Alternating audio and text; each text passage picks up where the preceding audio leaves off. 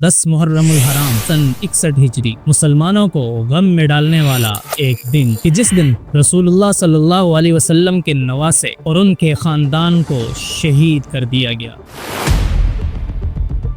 तारीख का ऐसा स्याह दिन जिसे कोई भुलाए भी भूल नहीं सकता। दुनिया की एक अजीम शख्सियत हजरत हुसैन रज़ी अल्लाह ताला अन्हो को शहीद कर दिया गया। उनके खानदान, औरतों और बच्चों तक को नहीं देखा गया और ये तक नहीं देखा गया कि ये तो रसूलुल्लाह सल्लल्लाहु अलैहि वसल्लम के नवासे हैं। इस मजलूमाना शहादत के बाद दो नजरियात ने जन्म लिया। एक हुसैन रज़ी अल्लाह ताला अन्हु की शहादत पर उनके गम में इतना डूबा कि उसने उनके अलावा बाकी सबको ही गलत कहना शुरू कर दिया, और दूसरे ने यहाँ तक कहना शुरू कर दिया कि हजरत हुसैन रज़ी अल्लाह ताला अन्हु का कत्ल जायज़ था। दोस्तों, आज की इस वीडियो में हम कोशिश करेंगे कि हम उसी तरीके को अपनाएं कि जिस तरीके को अहले बैत रिज़वानुल्लाहि अलैहिम मजमाइन ने अपनाया, क्योंकि रसूलुल्लाह सल्लल्लाहु अलैहि वसल्लम ने इरशाद फरमाया था कि मैं तुम्हारे बाद दो चीज़ें छोड़े जा रहा हूँ, एक कुरान और दूसरा मेरे अहले बैत। और अल्लाह ताला ने भी कुरान मजीद में इरशाद फरमाया, वला यजरिमन्नकुम शनआनु कौमिन अला अल्ला तादिलू इअदिलू हुवा अक़रबु लित्तक़वा, कि तुम किसी कौम की दुश्मनी में इतना मत गिर जाना कि इंसाफ को भूल जाओ। इंसाफ को कायम करना यही तक़वे के ज्यादा करीब है। रसूलुल्लाह सल्लल्लाहु अलैहि वसल्लम के बाद मुसलमानों के जो पहले खलीफा मुकर्रर हुए वो थे सिद्दीक़ अकबर रज़ी अल्लाह ताला अन्हु। उनके बाद जो दूसरे खलीफा थे उनका नाम था उमर रज़ी अल्लाह ताला अन्हु, तीसरे हज़रत उस्मान और चौथे थे हज़रत अली रज़ी अल्लाह ताला अन्हु। इनके बाद फिर इन्हीं के बेटे हज़रत हसन रज़ी अल्लाह ताला अन्हु खलीफा मुकर्रर हुए और इनकी खिलाफत के इख्तिताम पर इस्लामी खिलाफत का भी खात्मा हो गया। हज़रत हसन रज़ी अल्लाह ताला अन्हु की खिलाफत के बाद इस्लाम का एक नया दौर शुरू हुआ, इस्लामी सल्तनत।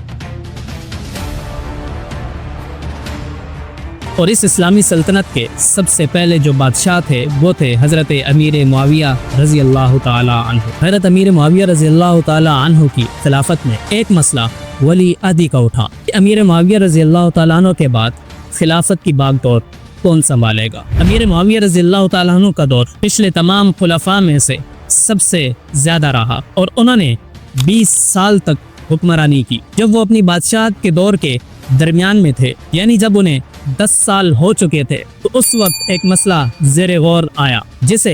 एक और साहबी हजरत मुगीरा बिन शोबा रज़ी अल्लाह ताला अन्हु ने पेश किया कि ऐ अमीरुल मोमिनीन, इससे पहले हम ऐसे मसाइल देख चुके हैं और अगर आपने भी कोई खलीफा मुकर्रर न किया तो ऐसे मसाइल हम दोबारा देख सकते हैं। पहले भी इसी मसले पर कई मुसलमान शहीद हुए थे और अब भी शहीद हो सकते हैं। तो ऐ अमीरुल मोमिनीन, आप अपनी ही जिंदगी में किसी को वली अहद मुकर्रर कर दें। और इन्हीं साहबी हजरत मुगीरा बिन शोबा रज़ी अल्लाह ताला अन्हु ने मुआविया के बेटे यजीद के बारे में राय पेश की, लेकिन इस राय को पहले तो हजरत अमीर मुआविया ने नहीं माना और कहा कि मैं सबसे मशवरा करने के बाद इस पर फैसला करूंगा, क्योंकि यजीद की वली अहदी लेने के दौर में बहुत से बड़े सहाबा और मुसलमानों की 5 माएँ जिंदा थी। तो फिर इन सब से राय ली गई और तकरीबन तमाम लोग इस पर मुत्तफिक हो गए और सब ने यजीद की वली अहदी पर बैत कर ली। लेकिन उस वक्त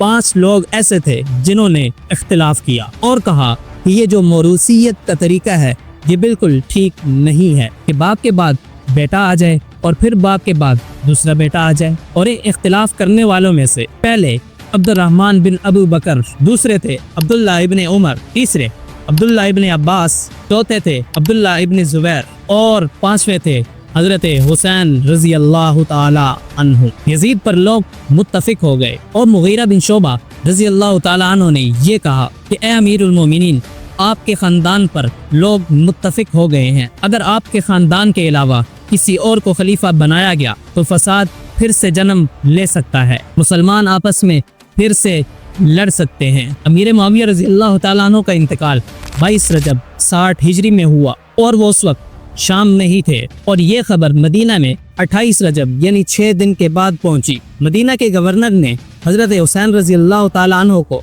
और बाकी सारे लोगों को बुलाया और यजीद की बैत के लिए कहा, लेकिन हजरत हुसैन रज़ी अल्लाह ताला अन्हु ने इस बैत से थोड़ा सा एराज किया और कहा कि मैं मशवरा करने के बाद बैत करूंगा। और गवर्नर ने اس پر اصرار بھی نہیں کیا۔ اس کے بعد حضرت حسین رضی اللہ تعالیٰ عنہ مدینہ کو چھوڑ کر مکہ میں چلے گئے اور 4 شعبان کو مکہ میں پہنچے۔ اس کے بعد 4 مہینے وہ مکہ میں ہی رہے۔ ان 4 ماہ کے عرصے میں کبھی کسی گورنر نے حضرت حسین رضی اللہ تعالیٰ عنہ کو بیعت کا کبھی نہیں کہا اور نہ ہی کسی نے اصرار کیا۔ اور اس عرصے میں جبکہ حسین رضی اللہ تعالیٰ عنہ نے بیعت نہیں کی ہوئی تھی، ایسے ہی کچھ کوفہ کے لوگوں نے حسین رضی اللہ تعالیٰ عنہ کو کہا کہ ہم نے بھی بیعت ابھی تک نہیں کی ہے اور ہم چاہتے ہیں کہ آپ کوفہ تشریف لائیں، ہم آپ کی بیعت کریں گے، اور کہا کہ آپ ہمیں سنبھالیں۔ اور انہوں نے کئی ہزار خطوط آپ کی طرف بھیجے کہ آپ ہمارے پاس تشریف لائیں۔ خطوط کے علاوہ کئی وفد بھی ان کے پاس تشریف لاتے۔ پھر ایک 60 لوگوں کا وفد آپ کے پاس تشریف لایا اور اس نے آپ کو یقین دلایا کہ کوفہ کے لوگ اور ہم آپ کے ساتھ ہیں، اگر آپ نے ہمارا ساتھ نہ دیا تو ہم قیامت کے روز رسول اللہ صلی اللہ علیہ وسلم کے پاس آپ کی شکایت کریں گے کہ انہوں نے ہمیں سنبھالا نہیں تھا۔ اس چیز کی تصدیق کے لیے سب سے پہلے حضرت حسین رضی اللہ تعالیٰ عنہ نے اپنے چچا زاد بھائی مسلم بن عقیل کو کوفہ بھیجا۔ مسلم بن عقیل کوفہ جب پہنچے تو کئی ہزار لوگوں نے ان کا استقبال کیا اور کئی ہزار لوگوں نے ان کے ہاتھ پر بیعت کی، ان کی امامت میں نماز پڑھتے۔ جب مسلم بن عقیل نے یہ دیکھا تو انہوں نے حضرت حسین رضی اللہ تعالیٰ عنہ کی طرف ایک خط لکھا کہ بھائی جان آپ تشریف لے آئیں، یہاں پر لوگ آپ ہی کے انتظار میں ہیں۔ حسین رضی اللہ تعالیٰ عنہ کو یہ خط پہنچا اور حسین رضی اللہ تعالیٰ عنہ کے ساتھ وہ 60 کوفی بھی جو اپنا وفد لے کر ان کے پاس آئے تھے وہ بھی یہیں پر تھے۔ یہ سارے خطوط اور سپورٹ دیکھ کر حضرت حسین رضی اللہ تعالیٰ عنہ نے فیصلہ کر لیا کہ وہ کوفے کی طرف جائیں گے۔ تو حسین رضی اللہ تعالیٰ عنہ نے اپنی تصدیق کے بعد اس کوفہ کے سفر کو شروع کیا۔ مگر اس سفر سے مکے میں رہنے والے جتنے صحابہ اکرام موجود تھے انہوں نے حضرت حسین رضی اللہ تعالیٰ عنہ کو اس سفر سے منع کیا اور صحابہ اکرام نے کہا کہ یہ کوفہ کے لوگ غدار ہیں۔ اس سے پہلے انہوں نے آپ کے والد حضرت علی سے بھی غداری کی اور حضرت حسن رضی اللہ تعالیٰ عنہ کے ساتھ بھی غداری کی۔ اب آپ اگر جائیں گے تو یہ آپ کے ساتھ بھی غداری کر سکتے ہیں۔ اور ان بڑے صحابہ اکرام میں روکنے والوں میں سے عبداللہ ابن عباس رضی اللہ تعالیٰ عنہ، عبداللہ ابن عمر، عبداللہ ابن جعفر، عبداللہ ابن جابر، ابو سعید خدری، ابو واقد لیثی اور محمد ابن حنفیہ رضی اللہ تعالیٰ عنہم اجمعین جیسے لوگ شامل تھے۔ اور عبداللہ ابن عباس رضی اللہ تعالیٰ عنہ نے تو یہاں تک کہا کہ اے حسین، اگر مجھے یقین ہوتا کہ تم رک جاتے تو میں تمہاری داڑھی پکڑ کر یا تمہارے سامنے لیٹ کر تمہیں مناتا اور کہتا کہ مت جاؤ، لیکن مجھے معلوم ہے کہ تم میری بات نہیں مانو گے اور تم یہ سفر ضرور کرو گے۔ مسلم بن عقیل کا خط آ گیا۔ حسین رضی اللہ تعالیٰ عنہ کا یہ سفر 8 ذی الحجہ کو مکہ سے شروع ہوا۔ کوفہ کا گورنر ابن زیاد جب کوفہ میں آیا تو سب لوگ چھپ گئے اور مسلم بن عقیل اکیلے رہ گئے۔ مسلم بن عقیل کو شہید کر دیا گیا۔ مسلم بن عقیل نے ایک خط لکھا کہ اے بھائی جان یہاں پر مت آنا۔ یہ خط حسین رضی اللہ تعالیٰ عنہ کو راستے میں ملا۔ وہاں سے حسین رضی اللہ تعالیٰ عنہ نے ارادہ کیا کہ ہم یہاں سے واپس پلٹ جائیں، لیکن مسلم بن عقیل رضی اللہ تعالیٰ عنہ کے بھائی اور ان کے بیٹے سامنے آئے اور انہوں نے کہا کہ ہم اپنے بھائی کے قتل کا بدلہ لیے بغیر یہاں سے نہیں جائیں گے۔ اور حسین رضی اللہ تعالیٰ عنہ تو پہلے ہی باوفا خون کے باوفا شخصیت تھے اور انہوں نے کہا کہ اگر آپ یہی چاہتے ہو تو چلو پھر آگے ہی چلتے ہیں۔ جب حسین رضی اللہ تعالیٰ عنہ سالبیہ کے مقام پر پہنچے تو وہاں پر عمر بن سعد کے لشکر نے انہیں روکا، جو کہ ابن سعد کے نام سے مشہور ہیں۔ انہوں نے حضرت حسین رضی اللہ تعالیٰ عنہ کو کہا کہ آپ کہاں جا رہے ہیں؟ انہوں نے کہا کہ ہم کوفہ جا رہے ہیں، کوفیوں نے ہمیں خط لکھے ہیں، ان کے سرداروں نے ہمیں بلایا ہے۔ عمر ابن سعد نے کہا کہ وہ خط مجھے دکھاؤ۔ تو حسین رضی اللہ تعالیٰ عنہ نے وہ خط اپنی بوریوں سے نکال کر اس کے سامنے رکھے۔ عمر ابن سعد نے جب یہ خط دیکھے تو اس نے کہا کہ یہ جنہوں نے خط لکھے ہیں آپ کو وہ سارے تو میرے لشکر میں ہیں۔ اور جب یہ چیز حسین رضی اللہ تعالیٰ عنہ نے دیکھی تو انہیں مکہ میں وہ صحابہ اکرام کی باتیں یاد آئیں کہ یہ کوفی غدار ہیں اور آپ سے غداری کر سکتے ہیں۔ پھر حسین رضی اللہ تعالیٰ عنہ نے نام لے لے کر ایک ایک سردار کو مخاطب کیا اور کہا کہ یہ تمہارا نام ہے اور یہ تمہارا ہی خط ہے۔ اب یہاں پر دو باتیں ہو سکتی ہیں، یا تو یہ خط جعلی بنائے گئے تھے اور یا پھر یہ خط انہی سرداروں نے لکھے، لیکن عین موقع پر آ کر وہ حسین رضی اللہ تعالیٰ عنہ کے ساتھ غداری کر گئے، اور جب حسین رضی اللہ تعالیٰ عنہ نے نام لے لے کر پکارا تو دوسرے لوگوں کو بھی پتہ چل گیا کہ یہ وہ غدار ہیں، اور یہ نام لینا ہی حسین رضی اللہ تعالیٰ عنہ کی شہادت کا باعث بن گیا۔ اب یہاں پر حسین رضی اللہ تعالیٰ عنہ نے ابن سعد کے سامنے 3 شرطیں رکھی اور کہا کہ یا تو مجھے یہاں سے واپس جانے دیا جائے، اور یا پھر مجھے اسلام کی سرحدوں پر پہنچا دو، اور تیسری شرط یا تم درمیان سے ہٹ جاؤ اور مجھے یزید تک پہنچنے دو، اور یزید کے پاس جا کر میں یہ معاملہ خود ہی طے کر لیتا ہوں۔ ان کی یہ تیسری شرط مانی گئی اور کہا کہ آپ یزید کے پاس چلے جائیں۔ اب یہاں سالبیہ سے حسین رضی اللہ تعالیٰ عنہ نے کوفے کے سفر کو چھوڑ کر دمشق کی طرف اپنا سفر شروع کر دیا، کیونکہ کربلا کا مقام سالبیہ سے دمشق کے راستے میں ہی آتا ہے، اور آپ تو کوفہ کی طرف جا رہے تھے۔ حسین رضی اللہ تعالیٰ عنہ کے ساتھ وہ 60 کوفی جو مکہ سے چلے تھے وہ بھی ابھی تک آپ کے ساتھ ہی تھے، اور وہ وزیر اور سردار اور وڈیرے جن کے نام کے وہ خط تھے، انہوں نے سوچا کہ اگر حضرت حسین رضی اللہ تعالیٰ عنہ وقت کے حکمران کے پاس چلے گئے اور یہ خط اس تک پہنچ گئے تو ہمارے ساتھ کیا سے کیا ہو سکتا ہے۔ انہوں نے پلان کیا کہ کسی نہ کسی طریقے سے یہ خط راستے میں ہی ضائع کر دیے جائیں اور حسین رضی اللہ تعالیٰ عنہ کو وہاں تک پہنچنے ہی نہ دیا جائے۔ جب کربلا کا میدان آیا تو ان سب لوگوں کو موقع ملا کہ جب لوگ خیموں میں تھے تو ان سب نے مل کر یکبارگی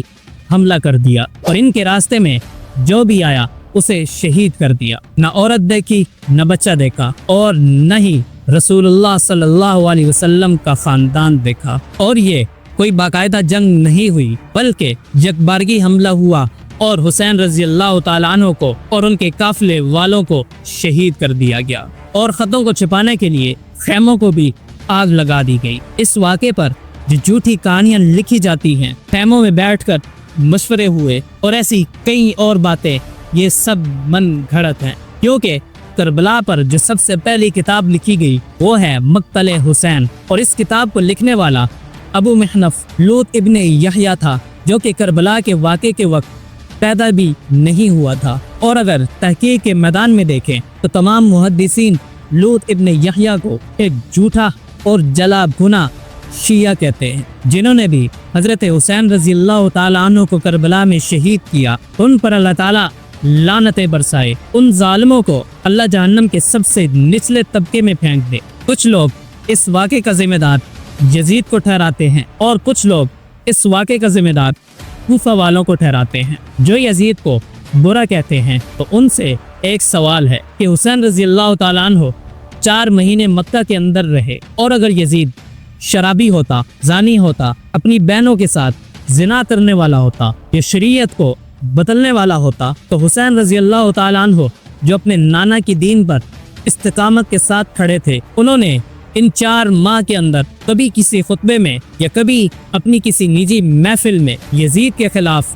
کوئی بات نہیں کی، اور نہ ہی کبھی لوگوں کو اکٹھا کیا کہ اے لوگوں میرا ساتھ دو، یہ حکمران اسلام کو بدلنا چاہتا ہے، دین کو تبدیل کرنا چاہتا ہے، اور میں اس کے خلاف کھڑا ہوں، آؤ اور میرا ساتھ دو تاکہ یزید کی حکومت کے تختے کو پلٹ دیا جائے۔ حسین رضی اللہ تعالیٰ عنہ نے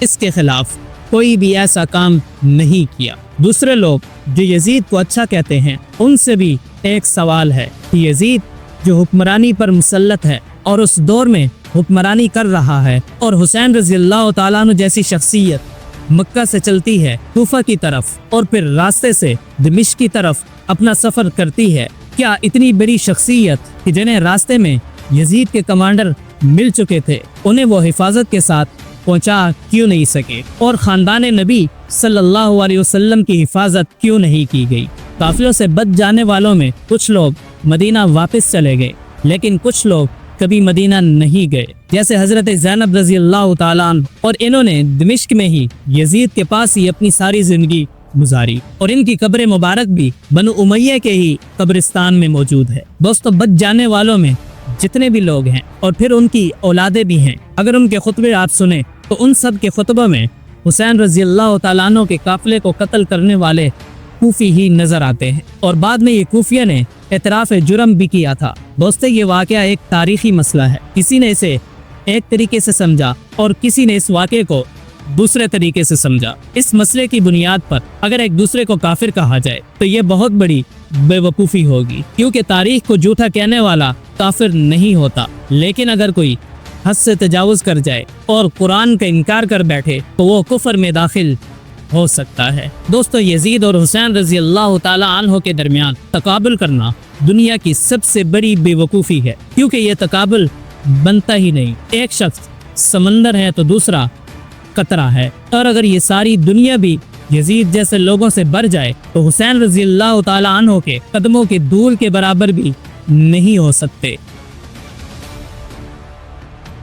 جب یزید بادشاہ بنا تو عبد الرحمن رضی اللہ تعالیٰ عنہ کا انتقال ہو چکا تھا اور باقی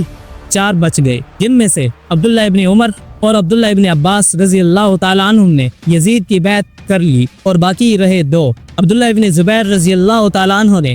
آخری دم تک یزید کی بیعت نہیں کی، اور حسین رضی اللہ تعالیٰ عنہ نے بھی یزید کی بیعت نہیں کی تھی۔ اب اعلیٰ معیار پر حکومت کو نافذ کرنا بڑا مشکل تھا، کیونکہ کوئی قبائلی عصبیت جب تک حکومت کی پشت پر نہ ہو تو حکومت مستحکم نہیں ہو سکتی، اور یہی حقیقت تھی۔ اور واقعیت پسندی کو اگر دیکھیں تو مغیرہ بن شعبہ رضی اللہ تعالیٰ عنہ کی بات بالکل درست تھی، اسی بنا پر امیر معاویہ رضی اللہ تعالیٰ عنہ نے ان کی بات کو مان لیا اور یزید کے لیے لوگوں سے بیعت لینا شروع کی اور اسے ولی عہد بنایا۔ کوفے کے لوگ، وہ دبی ہوئی چنگاریاں، فسادی لوگ جنہوں نے تیسرے خلیفہ حضرت عثمان رضی اللہ تعالیٰ عنہ کی شہادت کے بعد یہ سارے کرتوت کروائے، صحابہ کو آپس میں لڑوایا اور کئی 100 مسلمان شہید ہوئے۔ انہیں جب پتہ چلا کہ حضرت حسین رضی اللہ تعالیٰ عنہ تو بیعت نہیں لے رہے، انہوں نے خط لکھنا شروع کر دیے۔ حضرت حسین رضی اللہ تعالیٰ عنہ یا تو یہ سمجھتے تھے کہ جہاں جہاں یزید کی حکومت ہے وہاں پر رہنا تو مناسب نہیں ہے، کیونکہ اگر اس کی حکومت میں رہنا ہے تو بیعت کرنی پڑے گی، اگر بیعت نہیں کرنی تو یہاں سے نکل کر کہیں اور جانا پڑے گا۔ اسی لیے وہ مکہ سے نکل کر کہیں اور جانا چاہتے تھے، اسی لیے انہوں نے یہ سفر کیا۔ یا پھر حضرت حسین رضی اللہ تعالیٰ عنہ ان کوفیوں کے پاس جانا چاہتے تھے اور ان کوفیوں کی بیعت اپنے ہاتھ پر لینا چاہتے تھے اور اپنے ہاتھ سے پھر یزید کے ہاتھ پر بیعت کرنا چاہتے تھے، امت کو اکٹھا کرنا چاہتے تھے، ویسے ہی جیسے حضرت حسن رضی اللہ تعالی عنہ نے اس سے پہلے امت کو اکٹھا کیا تھا، اور اس سے پہلے بھی حضرت علی رضی اللہ تعالی عنہ نے جنگوں کو ختم کر کے امت کو اکٹھا کیا تھا، اور اہل بیت رضوان اللہ علیہم اجمعین کی یہی سنت چلی آ رہی ہے۔ اس سفر سے ہمیں یہی 3 باتیں معلوم ہوتی ہیں، کیونکہ حضرت حسین رضی اللہ تعالی عنہ نے کبھی کسی خطبے میں یا کبھی کسی شخص کو بھی یہ نہیں بتایا تھا کہ وہ یہ سفر کیوں کر رہے ہیں۔ محمد بن حنفیہ رضی اللہ تعالیٰ عنہ نے بھی روکا کہ آپ ان کوفیوں کی خیر خواہی کرنا چاہتے ہیں، ان کو جہنم سے بچانا چاہتے ہیں، لیکن یہ آپ کے بھائی کے قاتل ہیں، یہ حضرت علی کے قاتل ہیں، ان کو ان کے حال پر چھوڑ دیں، آپ اپنی عظیم ہستی کو ان کے پیچھے مت لگائیں۔ حضرت حسین رضی اللہ تعالیٰ عنہ کا یہ سفر نہ تو جنگ کے لیے تھا اور نہ ہی یہ سفر کفر و اسلام کا سفر تھا، کیونکہ حضرت حسین رضی اللہ تعالیٰ عنہ نے پیچھے رہنے والوں میں سے کسی ایک شخص کو بھی کبھی بھی برا نہیں کہا اور نہ ہی روکنے والوں کو برا کہا۔ دوستو، اس جنگ کا آغاز اور اس جنگ کا اختتام کیسے ہوا، اور جو سب کچھ اس میں کہا جاتا ہے، جو معاملات کہے جاتے ہیں کہ ایسا ہوا ویسے ہوا، پہلے یہ گرا پہلے وہ گرا، پہلے یہ شہید ہوا پہلے اسے گرایا گیا پھر اسے گرایا گیا، یہ سب باتیں کسی بھی مستند کتاب میں موجود نہیں ہیں۔ دوستو، اس معاملے پر کیا یزید پر لعن طعن کرنی چاہیے یا کیا کوفہ والوں پر لعن طعن کرنی چاہیے؟ تو آپ اہل بیت رضوان اللہ علیہم اجمعین کو دیکھیں کہ اہل بیت رضوان اللہ علیہم اجمعین نے کس کو برا کہا اور کس کو اچھا کہا۔ کربلا کے واقعے کے 2 سال بعد بھی سن 63 ہجری میں جو واقعہ حرہ ہوا، جس میں کئی صحابہ رضوان اللہ علیہم اجمعین نے بیعت توڑ دی، اس میں بھی اہل بیت رضوان اللہ علیہم اجمعین نے بیعت کو نہیں توڑا۔ اس کا مطلب یہ ہے کہ اہل بیت رضوان اللہ علیہم اجمعین کی سنت یہ ہے کہ لوگ امن کے ساتھ رہیں اور کوئی بھی انتشار نہ پھیلے۔ جب تک اہل بیت خاموش ہیں اس وقت تک ہمیں بھی خاموش رہنا چاہیے۔ ہم اہل بیت سے آگے ہرگز نہیں بڑھ سکتے، اور رسول اللہ صلی اللہ علیہ وسلم کی حدیث کے مطابق اہل بیت معیار ہیں، تو اس حدیث پر بھی عمل کرتے ہوئے جب اہل بیت نہیں بولے تو ہم کیوں بولیں؟ اور یہ بھی کہا جاتا ہے کہ حضرت حسین رضی اللہ تعالی عنہ یہ کہتے تھے کہ یزید اس حکومت کے لحاظ سے عمر میں چھوٹا ہے، کیونکہ جب یہ خلیفہ مقرر ہو رہا تھا تو اس وقت اس کی عمر 28-29 برس کی تھی، اور حسین رضی اللہ تعالی عنہ اپنی شعوری زندگی کی بلندیوں پر تھے، اور حسین رضی اللہ تعالی عنہ اس سے ہر معاملے میں بلند تھے۔ کچھ لوگ حضرت حسین رضی اللہ تعالیٰ عنہ کو باغی کہتے ہیں کہ انہوں نے وقت کے حکمران کے خلاف بغاوت کی تھی، اور بغاوت اسلام میں جائز نہیں ہے، اس لیے ان کا قتل جائز تھا۔ تو حسین رضی اللہ تعالیٰ عنہ نے کون سی بغاوت کی؟ بغاوت کی کوئی ایک چیز بھی حضرت حسین رضی اللہ تعالیٰ عنہ پر ثابت نہیں ہوتی۔ نہ تو انہوں نے کبھی کسی کا ذہن بنایا، نہ انہوں نے حکمران کے خلاف کوئی جتھا اکٹھا کیا، نہ انہوں نے کبھی اپنے خطبوں اپنی تقاریر میں حکومت کے خلاف بغاوت کے لیے کچھ کہا۔ تو باغی کیسے ہو گئے؟ اور حسین رضی اللہ تعالیٰ عنہ تو بیعت کرنا چاہ رہے تھے، حسین رضی اللہ تعالیٰ عنہ نے تو ابھی تک بیعت کی ہی نہیں تھی۔ باغی تو وہ ہوتا ہے جو بیعت کرنے کے بعد اس بیعت کو توڑ دے، جب انہوں نے بیعت ہی نہیں کی تو باغی کیسے؟ حسین رضی اللہ تعالیٰ عنہ کا جو قتل ہوا ایک ظالمانہ قتل تھا، تاریخ کے اوراق میں یہ بدترین قتل لکھا جائے گا، اور اس شہادت کو کوئی بھی نہیں بلا سکتا۔ دوستو، اس واقعے کو لے کر اور یزید کی آڑ میں آ کر کچھ لوگ صحابہ اکرام رضوان اللہ علیہ مجمعین پر تبرہ شروع کر دیتے ہیں، صحابہ اکرام پر لعن طعن شروع کر دیتے ہیں، اور کچھ لوگ اہل بیت کے بغض میں آ کر یزید کو اچھا اور حضرت حسین رضی اللہ تعالیٰ عنہ کو نیچا دکھانے کی کوشش کرتے ہیں، اور حسین رضی اللہ تعالیٰ عنہ کو ناجائز طور پر باغی بنانے کی کوشش کرتے ہیں، جبکہ اہل سنت کا یہ عقیدہ اور یہ نظریہ ہے کہ صحابہ رضوان اللہ علیہ مجمعین بھی افضل ہیں، اہل بیت بھی افضل ہیں، مگر جنہوں نے ان کو قتل کیا ان پر اللہ کی لعنت ہو، رسول کی لعنت ہو، اور لعنت کرنے والوں کی لعنت ہو۔ اور یزید کے بارے میں وہی موقف اختیار کریں جو کہ اہل بیت رضوان اللہ علیہ مجمعین کا موقف ہے۔ جب اہل بیت نے اپنا معاملہ اللہ پر چھوڑ دیا ہے تو میں اور آپ کون ہوتے ہیں کہ اس معاملے کو اٹھائیں اور کہیں کہ یہ غلط ہے، یہ وہ غلط ہے؟ اللہ تعالیٰ فیصلہ کرنے والا ہے، اور اللہ تعالیٰ کی عدالت میں کبھی ناانصافی نہیں ہوتی، نہ کسی مجرم کو چھوڑا جاتا ہے اور نہ کسی مظلوم سے زیادتی ہوتی ہے۔